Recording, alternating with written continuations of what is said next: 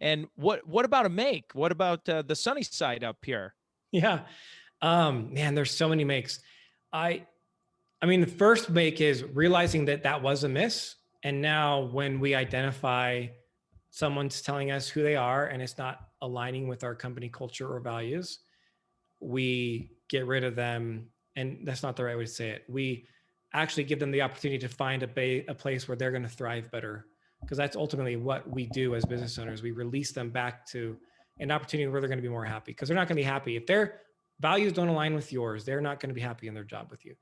But I'd also say every step of the way in my journey from like working in a 10 by 14 internal office in an executive suite type of location, no windows, to a multi-million dollar firm, um, I've had mentors every step of the way.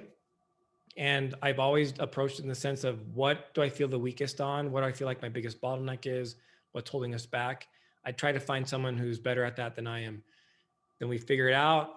And it's okay to move on past those mentors, right? Because you outgrow them, because now you have new problems that you need new mentors to help you solve. And so those have been a lot of my makes, is finding those right people to help me through the areas that I don't know. Because look, as business owners, the truth is, if you're in a growing company, you are the most incompetent person in the company, because every day as your company grows, you are now owning and running a larger company than you ever have in the past.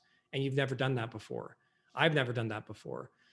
But your team members, for our accountants, it's the same thing. Like, they do the accounting stuff every day. Their competency doesn't change based on the growth of the company, but mine does, because our company with 30 team members looked a heck of a lot different when we only had 5 team members. And like, it's a lot of it's trial and error, right? So having mentors to help you, at least at a minimum, avoid some of those competency gaps, has just been super critical in our success.